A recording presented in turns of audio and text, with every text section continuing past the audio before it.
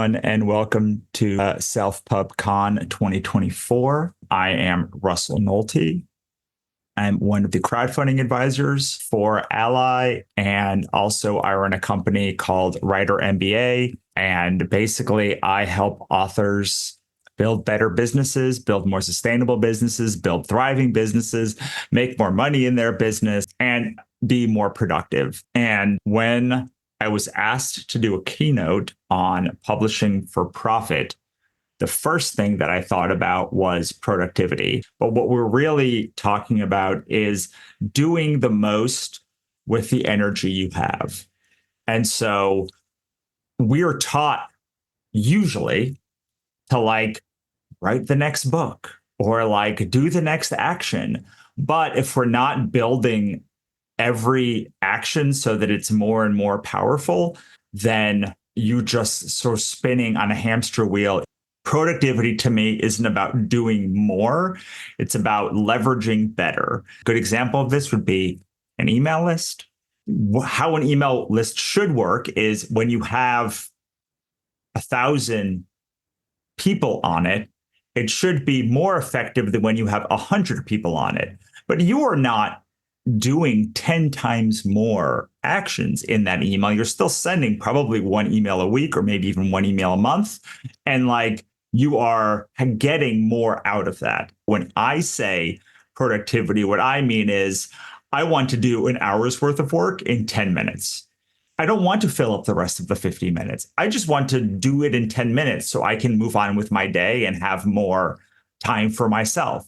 So first things first, I know we kind of talked about this, but you do not have to be productive to be a writer.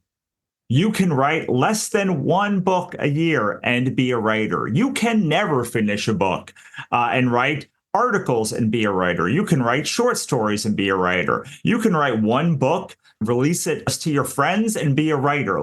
There are many legitimate reasons why you might not be able to be as productive as you want. So that being said, if you would like to do more with less, or you'd like to do more with more, then this presentation is going to be for you.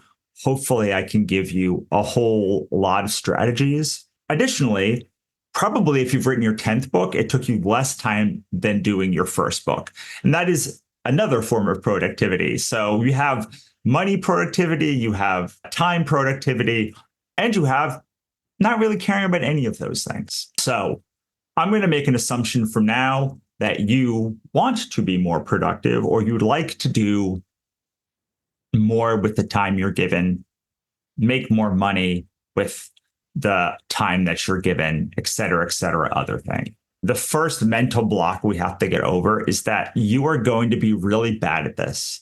Society says that we should be working for 8 hours a day and 8 hours to do 8 hours of productivity. So you are going to feel like if you can do 8 hours of work in 1 hour, you are going to feel like you need to fill the other 7 hours of that day with stuff. But the truth is that really one, maybe 2 or 3 actions that you do account for almost all of your productivity. That's called the Pareto principle, the old 80-20 rule. But what we don't talk about is there are multiple 80-20 rules inside of that 80-20. So inside that 20%, there's another 80-20 rule working. And inside that 20%, there's another 80-20 rule happening. So really when you dig in and you dig in and you dig in and you dig in, there's probably one action that if you perform it is 50 to 60% of all of the energy you can expend if you just do that one thing.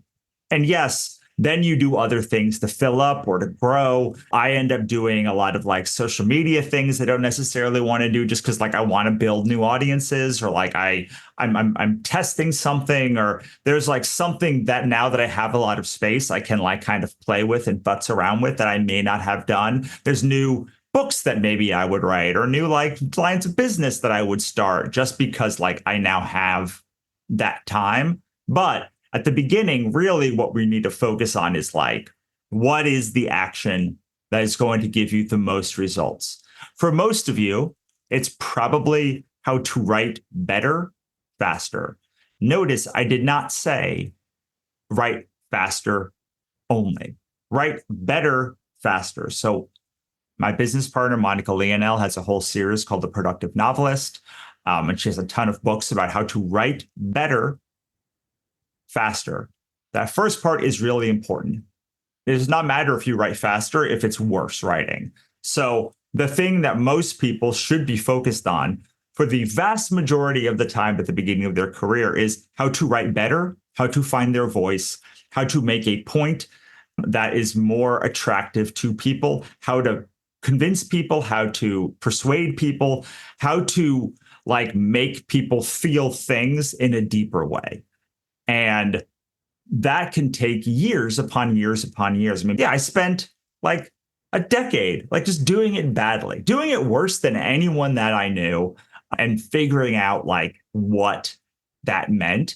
Also like intentionally failing. So like I made a documentary in college and it did not go well. I wrote like movie scripts and many of them didn't go well. A couple of them did. I like wrote different genres that I didn't quite like. Like I made comics and that started catching on, and I wrote novels then and that started to work out. And then but like I intentionally went into areas that I did not know throughout my entire career to build the skill set. Like I would say I did not feel like I had like a complete set of tools until 2018 at least, because I was like I didn't know how to write romance well. I didn't know how to write YA well. I didn't know how to write like X, Y, and Z well. And like every book would be like a project. I would figure out how to do this thing, then I would bring that forward to the next thing, and I would layer it on and layer it on and layer it on. And like you can look through my oeuvre and see like it wasn't really until I wrote Anne in the Dark Place that I felt like I really kind of, oh, I know how to write romance. I felt like I figured it out. So it takes a long time. It's always messy. It's always painful. You always think you're going to find another thing that is going to like unlock it for you. But like really, you just have to give yourself a safe space to fail and understand your body does not want you to succeed. I know I've been talking on this slide for a while. You've probably been saying, what do you mean your body doesn't want you to succeed? So this is going to get a little woo. Evolutionarily, our body cannot tell the difference between physical harm and danger and mental harm and danger. And so when you are going into a mentally dangerous space, like a place that you are not comfortable with, your body wants you to not do that. Your body wants you to stay in the safe space, because if you stay in the safe space that you know, you will not die. And so we have evolutionarily not evolved to a place that like we are societally right now. And so when you feel scared or nervous or like that you shouldn't do a thing, it is possible that you should not do that thing. But it is also possible that your body is trying to hold you back to stay in your safe space. On top of that, everyone you know wants to stay in the safe space. So like because like they have all evolutionarily also been brought up to be in that place. So you have to break through a lot to be able to do this work. And you have to break through a lot. Like the best writers have broken through like hundreds of these blocks to be able to speak authentically and vulnerably. And it's hard because at every stage you're fighting against your body. But again, at every stage, you are expanding what your safe zone is as well. So we can somehow get past that. Then we have to get through the idea that all we can control, the only thing that we can control is what we put out in the world, the quality of the books that we write, like the energy we put out in the world, the karma. But really, I'm talking about the books that we put into the world or the articles that we write or like whatever kind of writing you want to do. You cannot judge people's reaction. All you can rely on is whether you believe in the book. Almost all of my best books are never read.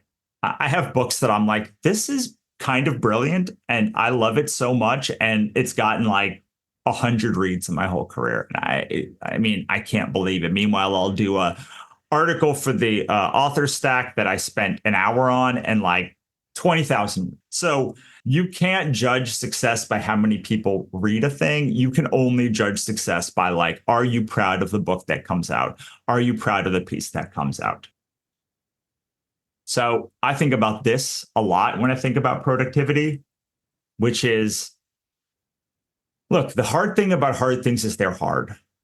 Like that is the main the definitional thing about them. It is not going to be easy to do this. Like you cannot write books, you cannot build businesses, you cannot have success if it's not hard. And if it's going to be hard, we know it's going to be hard, then we have to accept that it's hard. And that is a mantra that I use all of the time. That like when I want something and it's out of my reach, I'm like, it's hard because it's hard. It's hard because it's hard. And the hard thing about hard things is that they are hard. But we can do hard things as long as we know that they're not supposed to be easy.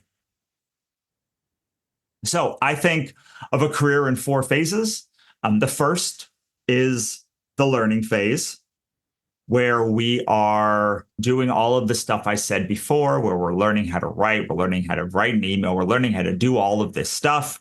The biggest thing I can say here is don't do your dream project first. If you want to write the next great American novel, do not start with that idea, because you will then spend your life churning on that idea and you will never get better. We learn by finishing projects and finishing things, and finishing them means editing them, putting out in the world, and seeing people's reaction to it. That is the only way we can really judge like whether we did like what we learned. I'm not saying people have to buy it, but like you should, like every time you make something, you will get better at finishing it. And if you've ever watched any sort of art project or sculpture, you know that like it really is in the last 10% where a thing becomes exceptional. And if you don't finish it, then you won't ever put it out. So I recommend making procedural kinds of stories first: mystery, romance, things that are very structured. You know how every romance works roughly the same way.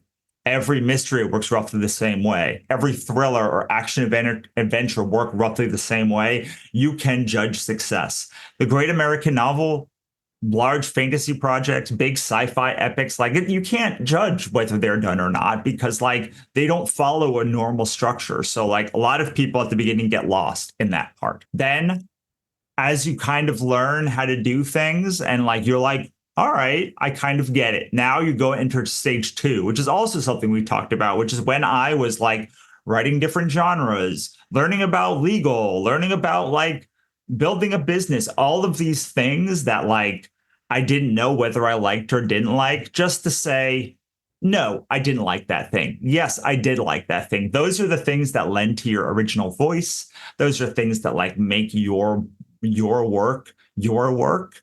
Learning about your Enneagram and your Clifton strengths and your Myers-Briggs, and like and like learning about how to write romance or thrillers or how to write all of these other things so you can incorporate it into your own work is kind of where your voice comes from. And like you can make money before you get even to the discovery page. If you learn how to write like a tight mystery novel, even if you hate every minute of it, you can then make money. But like most people then are like, okay, like I don't know what I want. Like let's expand out of there. And like, so I think that's like the discovery stage. I think probably you should hold off making money if you can until you know what you want to say, if you can. A lot of people can't. Like a lot of people just are like, I want to write steamy romance and that's what I'm going to do. And like they just like copy the structure of what they see around. Like their things look pretty derivative and like formulaic, but like it can still make money because you know the structure of how something works. You can dissect it and then just like mimic it. You can make money. But if you can hold off the monetization part of it until you like know what you want to say, that would probably be better. And then finally, at the end of the monetization stage, you can reliably break even on your work or make money. If you spend $1, it's going to make at least $1.01.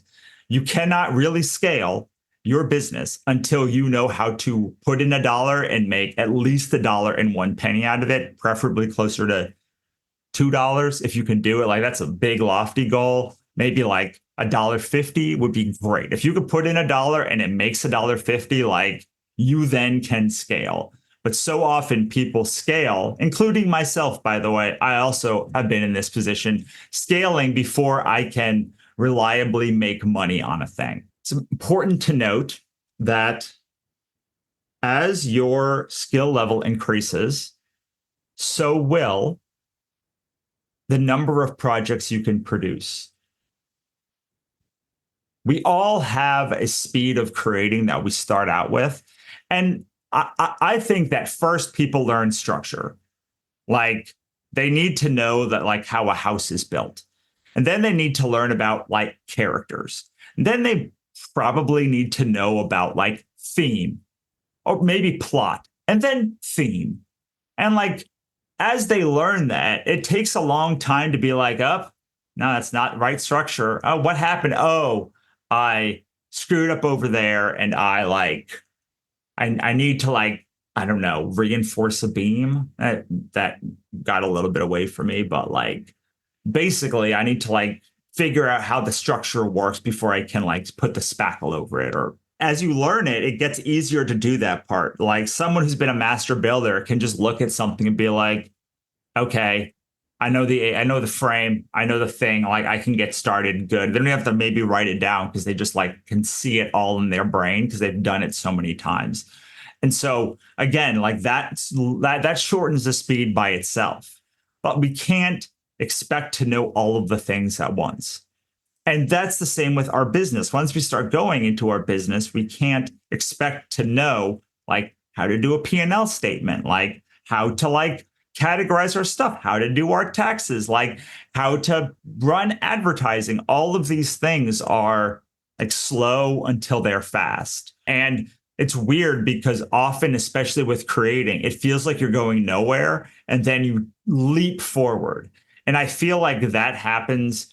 That is why it's so important to finish things. Because once you finish things, at least for myself and most of the people that I know, suddenly your brain is like, oh, I'm going to do that now. In fact, when I write a nonfiction book, I almost don't know what it's going to say. And then I finish editing it and I take all the stuff out and I'm like, hey, that is what I think about this topic. So how to build your creative career, how to become like all of these direct sales mastery for authors. Like I didn't know what I necessarily wanted to say. I knew like the outlines of things and like, but it wasn't until I was finished putting those books together or working with Monica that I was like, oh, I've now shimmed all of this correctly so that it works the way that I want to. And it didn't really feel like I knew what I was doing until 2018. And my business didn't feel like it knew what I was doing until 2020. And that's a really weird thing to say because the pandemic was in 2020. But I really did feel like after 2020, I was like, oh, I know what my business is about now. And now most of the struggle is in growing it beyond the bounds of what I know. Like I know what I can do on Kickstarter. I'm pretty confident what I can do on Substack. I know what I can do at a convention, but like this online thing where like I'm running ads to stuff, like I'm still wildly ineffective at it and I don't understand it. And I've been working on it since like before even 2018. It's been almost 10 years. I still can't figure it out. And I know like there's something that I'm missing, but feel like I've been on top of every mountaintop to talk to every guru and like I just cannot figure it out. But it does feel like in the last now it's been 4 years, I have more figured it out. And especially in these 2 years, I've gotten very, very good at like building and destroying my career multiple times. So this is how I think about ideas. Maybe it'll help you. I don't think any idea deserves to be made. I don't write ideas down. They have to like fight and come back and come back and come back and come back. And every time they come back, they're a little more complete. And I write a little bit more about them maybe after they come back the first or second time, or I create a folder, or I have like a file in a folder that's like bits for this book. And I'm I'm constantly thinking about like whether an idea needs to be made. And honestly, at this point, I have written so many books, I've done so many things that a book has to be pretty great before I even consider making it. Either that or like it has to be a collaboration and then I want to work with somebody else, or I spend more time being like, no, that's not good enough than I ever have in my career because like I'm looking for the win now. I'm not looking for the iteratively better. I need the book to be exceptional for me to even think about taking it on. So how I used to filter it out, and again, it's gotten harder over the years, is like in order for a book to get any attention, it has to be better than what I'm working on now, not just different. Because a lot of times you have this like you love a thing at the beginning, and then as you go through it, you're like, it's fine, but like, what about this new idea? And you get like shiny ball syndrome. And so I'm always looking at like, is this book worth the effort it takes to complete? And then is it better than what I have in the works? And if it's not at any point, like then I'm like, no, I'm not going to do this. If those two are true, it usually means eating more into my free time that I'm like, well, is it worth eating my free time? And almost no books are at this point. And then can I stand talking about this book for the next decade? Which honestly, most things fall apart in this bottom one because you make something once, but you sell it forever.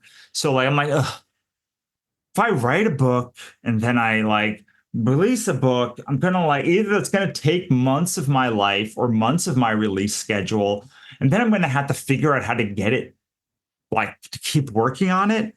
I'm exhausted just thinking about it. So if not, I try and combine with other ideas. I strengthen better ones. I figure out ways to leverage stuff. So a lot of my nonfiction work is I write an article. That article becomes a book. A lot of times those articles then also become teachings or presentations or a part of a course or something like that. But like I'm always using nonfiction to like do more things. Fiction is a little bit harder for me to like wrap my brain around because I don't have like a convenient place to publish that, or it can be used in many different ways. One of the biggest problems that you'll find if you're trying to do this work is that you want to switch between ideas all the time. Every time you switch between ideas, you lose 20% of the time to getting spun up on the new idea. So if you can just keep one idea while the middle isn't sexy, after the middle rush dies down, when no one's cheering you on, if you can just get to the end of that project, you will have saved so much energy that would be lost otherwise if you are moving away from that or bouncing between two books. Now, one of the things that I do like here is often I'll have two series running at the same time that I'm writing. So like I can finish a book and usually I need like a downtime before writing the next volume of that book. But in general, if I put another series in there, I can actually get 2 times the books done in that time because I can easily work on a different project. And that said, I have been burned out for 2 years. So like maybe that's not a great idea. I do think that once you start a book, you save at least 50% of the energy that you would expend moving from another project to just finish that thing. So even if you don't love it, cut it down to a novella, like figure out how to like make it good.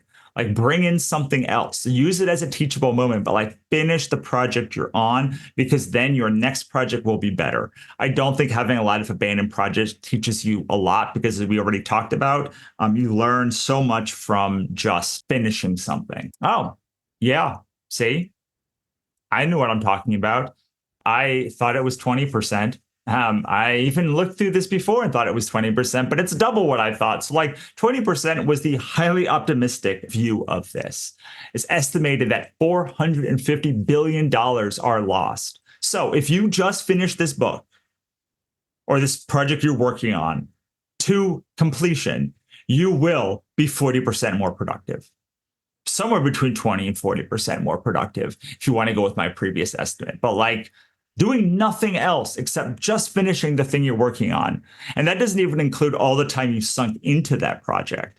So like, especially if you're at the beginning of your career, you don't have to launch that book. Just use it as a teaching moment. My favorite way to do this is I call it idea smashing, which is I have a bunch of ideas in a folder and none of them are like worth a book by itself. So I have all of these things in an inactive folder. When I need a good idea, for years I could just go in here and be like, that's a good idea, that's a good idea, and I would look and be like, okay, that feels like a book. Or I would have like the makings of a book and I would see what else was in here to like pull out and pick out. So like there's still a lot in my not in my inactive folder, but like there's a lot that could be done with this folder as well. Like this like that Banshee that's in there. Man, I think I wrote the entire script for that one, and I probably would change it completely if I wrote a book for it. But like, it's this kind of supernatural mystery thing, so like maybe it would work. I don't know. And like, I would just go through all of these things and be like, which of these can be combined in one thing to make a good book? Because like a lot of times, the best book is like 20 pretty good ideas that smashed together in to make one great idea. So now we're going to talk about probably my favorite concept in all of productivity, which is the one thing. So this is a book I talk about all of the time. It's called The One Thing by Gary Keller and Jay Papasan. And it's about unlocking the one thing that will take your career to the next level. So often we are scattered through 100 different things. And if we just take that same energy and we use it to line up the right way, we can use the exact same energy we're expending to create a domino effect to knock over your big domino. So there's one thing, one task that if you finish it every day, you will knock down the big domino. It will all be these little dominoes that lead to the next domino. So for me, it was writing 5,000 words a day, editing 25,000 words a day. Sometimes it's like getting people on my mailing list, running ads, like whatever it is, whatever your goal is, you're like, if you just work backwards and say, well, I'm going to expend all of my energy or all of the energy devoted to this project instead of across 50 tasks, one task, one line of business. Like instead of starting 10 social media accounts, start one on a platform you love. And then once that's up and running, do the next one and the next one and the next one. But like, if you can take all of the energy you have and condense it, you will not only save that 40% of productivity from context switching, you'll also be able to push progressively bigger and bigger and bigger and bigger dominoes over with very little effort. So I have been doing a lot of research and I just wrote a big article which had the one thing in it again. And the idea is a domino like this all based around domino theory, which is a domino can knock over another domino 1.5 times bigger than it. So if you just stack a very small domino and have it started clicking over after 10 dominoes, you will like be able to knock over a huge, huge domino. And so that is what we're talking about. Little or continuous tasks that knock over something enormous. So this is how I think about my body. I think about my body like a computer that has a specific amount of RAM, which RAM is the random access memory that uses not your hard drive space, but how many processes you can have open at one time. And I think of like when I don't know something, something that I'm a novice in, it takes 80 to 90% of my bandwidth. Like when I'm running through that, it takes all of my effort and I can't do other things. But then over time, I learned how to be a pro with it. And then over time, I learned how to be an expert. And then I learned how to master it. And over time, those skills like move from taking 90% of my bandwidth to like a tenth of 1% of my bandwidth. Like doing this right now, I've done it so many hundreds of times that it takes very little of my bandwidth. It takes a lot of my overall energy expense of the day, but I know how to make this presentation and I can do 10 other things during this day or have 10 other things open. when I'm doing expert level tasks and still be able to give an expert level presentation. But I can't do more than one novice thing at a time. I can't do more than three things I'm a pro at in one day because I just have so many things. Like it takes so much of my energy. So many of us are just like trying to open five novice things in our at the same time. It's crashing our memory. It's crashing our CPU, and we just end up glitching. So when you are learning something new, try not to learn other things or open other things unless you're already an expert at them. Really, not even a pro, but maybe you can do one novice thing and one pro thing. But really, what we're trying to do is turn as many novice things as pro things to expert things as we possibly can, because that is when you are doing these things on autopilot and they take very, very little energy. So if something is exhausting you right now, like just to do that one thing, it's probably you're not far enough along on it. You need to at least get to a pro level at it, or figure out a way to offload it or delegate it or something for you to be able to move on to the next thing. That said, some things take a long time, even when you're an expert. Like when you write a book, when I write a book, I can, and even if I can do, and I can't do 5,000 words a day anymore. Like if I do 2,000 words a day and I write a 100,000 word book, that's still 50 days. That's still almost a sixth of my year writing that book. And then I have to edit the book. Like doing this presentation, it takes the time that it takes, even though I theoretically could do 10 other things, maybe. Like when I do an expert level task, something like this takes all of my focus and energy because I have to be present.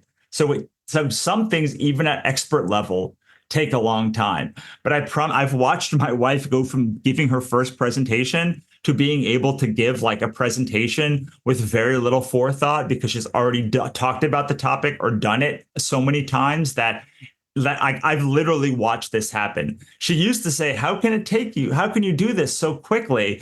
And now she can do it almost as quickly as I can, if not more quickly than I can, because her stuff is more contained to like one or two major threads, as opposed to me that just like seems to want to become an expert in every self-publishing or publishing thing. So it now does not take me a month anymore to write a book. It takes me more like 2 or 3 months to write a book, but it doesn't take me a year. So it's still mastery can get the time down. And especially if you're writing like a pretty formulaic book, like you can probably write that even quicker. Even my formulaic books take a lot longer than they used to, but yeah, like they do not take a year. It used to take me a year to write a book, and now at most it takes me 3 months. But that's still only 4 books a year. That's still like a large chunk of time. I like a concept called time blocking, which means I first block out every day as the kind of day that it will be. So I have writing days, editing days, promotion days, launch days, days like this, all sorts of days. And then I define what green time means for that day. Green time are the things that will directly lead to me making money. It's important to say that because on a writing day, launch day activities aren't green time activities because green time activities are immovable. Nothing else goes where green time activity goes. And usually I try to do like less so now, but for years it was 5 hour time block a day to just have for that activity and nothing else. So it could be sales calls, writing a book, writing ads, taking meetings, doing coaching calls. But like doing coaching calls on not a coaching day is not green time activity because it's taking away from doing the other thing. It's basically the one thing that day that's going to drive me forward. Yellow time activities are things that are like ancillary. So like maybe it is taking a sales call like on a writing day, but I can only do that after or before my green time activities. Answering phones, doing emails, writing blog posts, like PR activities, all sorts of stuff. Like I did a interview earlier today. Like those things are like yellow time activities because they don't directly lead to me making money, but they do ancillarily lead to me making money. And then there's red time activities. Those ones can't go in either red, yellow, or green time. There are things like picking kids up from school, having a meeting, like having a lunch, like having a doctor's appointment. Things that if you that that could not lead to money in the future. So you are not going to make money picking your kids up from school. I'm sorry to tell you. I don't want it to be like, I don't want it to be a negative Nelly, but like, unless you're that Ryan's World kid, probably not going to make money picking a kid up from school. And also like maybe there shouldn't be any money there ever. Like you should not make money eating lunch, probably. Like maybe there's a scenario where you should make money eating lunch, like if you were a food critic, but then you would have different red time activities to like recover. Red time activities like sometimes will help you recover your energy. Or you could be weird like me, and green time activities often help me recover energy because at least they get me out of my own head. So another thing that I really, really want to hammer into people's heads is that time is not good or bad. Like there's no bad time, there's no good time. But the way you use time is very valuable, and it shows what you value. So some days I just don't have any energy, and like taking a nap is more valuable than a sales call or eating lunch. Like sleeping over time, not sleeping will kill you. Like, I don't know if you know this, but like you can't write a book when you're dead. So, like, some things are more valuable at different times than other things. Writing a book is very valuable, especially at the beginning of your career. And then again, after you have leveraged your writing to the point that like you make money. But like, there's probably times that like, is the difference between your 20 and 30th book like more valuable than like learning ads or like going to a conference where you could maybe network or like find a distributor or like going to a movie pitch for someone who's going to give you money to like make a movie out of your, like I don't know exactly what, but like some things change in value over time, and some things are just like things you deem more valuable. Like, but you should if you value your lunch with your child every day and you drive to school with them, then like that is a red time activity, that is a green time activity, but that can also be unmovable. So like you get to choose when your time is, but when you pick your, after you find your good rhythm, there's probably a 4-hour block in a day that gives you that good rhythm. It could be at 1, could be at 9, could be at 6 at night, could be at 10 at night, but like you get in the groove, like that should be when you're doing your green time activities, probably. But like this is all very subjective. The goal is to get, for me, is to get more productive with my green time activities so I have more time for red time activities. And like, no, probably never yellow time activities. Like I love my green time activities because they're like have a group coaching call, write a book.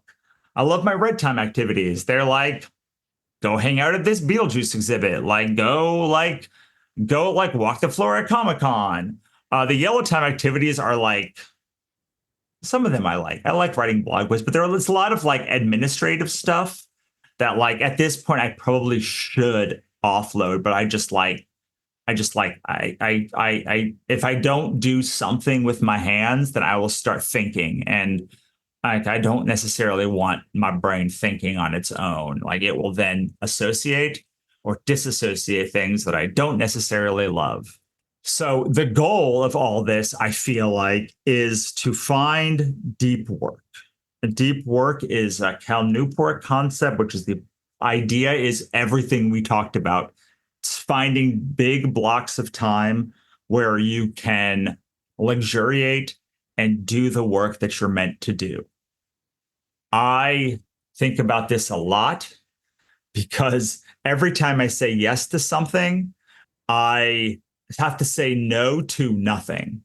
See, here's the thing. People always say, like, when you say yes to something, you have to say no to something else. That's not even the worst part. Like, you have to say you have to say no to nothing, to like just having space to think and like do whatever. So, like, but like, yes, you say yes to too many things, suddenly you're stuck doing a bunch of mediocre things. And then you have to like stop saying yes to mediocre things and only say yes to great things. And that those are harder to come by.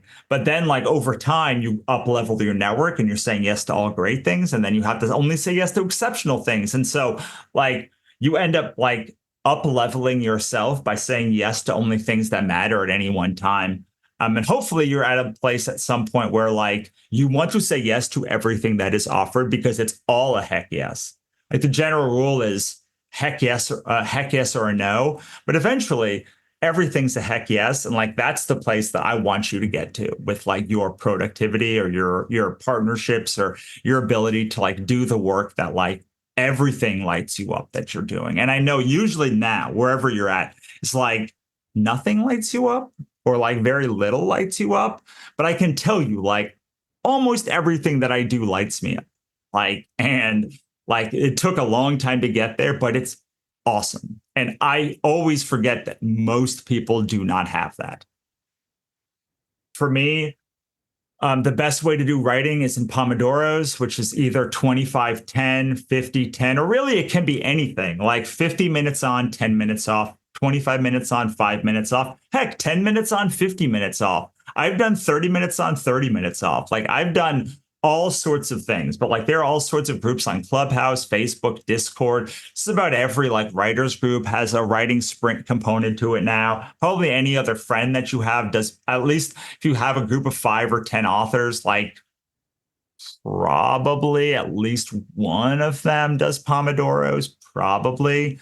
But I would then break up your session of like, so let's say you have a 4 hour block of writing, break it up into 4 or 8 Pomodoros of either 25, 5, 50, 10. And then that's how like I need a little bit of time to recover. My best advice for this is I say I'm going to write 1,000 words and until the next, and then however quickly I finish that 1,000 words, I can do nothing till the next hour. So like sometimes I'll write that 1,000 words or 500 words or 200 words or whatever in like 10 minutes. Then I'm like, cool, I can like dick around online for 50 minutes until my next Pomodoro or whatever. So like that is whatever it is. It just, I think it's more important to be consistent. And also like probably doing it for at least 2 hours or 3 hours is better than doing it for 1 hour. But at this point, one of the major things that I do is like when I'm writing a book, I have like one session in me a day, usually at this point. But I can still be as productive as I used to be between 1 and 2 sessions a day. If I go more than that, it's just too hard. Okay, so I think this is the last one and the last slide. And this is maybe the most important one. You have to trick yourself that you like yourself often before you like yourself. But if you tell yourself you are bad, you will start to believe you are bad. If you tell yourself you are good and the things that you are doing are good and you surround yourself with positivity and like people that push you forward, if you accept that like it's okay to want attention. It's okay to like be successful. It's okay to want fandom. It's okay for to want this book to sell 1 million copies. It's okay. Like you like this book. I genuinely like the books that I write. I don't understand people that don't like the books they write. Why are they writing those books? Write books that you like. But like that fake it till you make it is really, really important to me because like I haven't made it to where I want to be, but I have to believe that that like I am good, the things I'm doing are good, that the people like my work. Like even in the worst day, if I can't convince myself of that, then I can't do the work. So like you have to have positive self-talk. Self-talk positively starts with your own self-talk. And if you don't let yourself talk to yourself negatively, then you will stop letting other people talk to you negatively. Like if you say something negative to yourself, I want you to say, don't talk that way about my friend. Like, if you wouldn't let someone talk to your friend that way, or your friend talk about themselves that way, you also cannot let yourself talk about you this way. This may be the most important thing that I say this whole talk.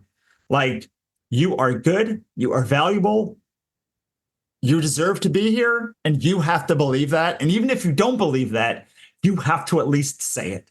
You have to say it to yourself all day, every day. Every time something negative comes up, put something positive in it. Spin everything positively around yourself. That does not mean living in a bubble. It just means you don't let yourself talk to yourself negatively. You have to be positive. You have to believe this is going to work for it to work.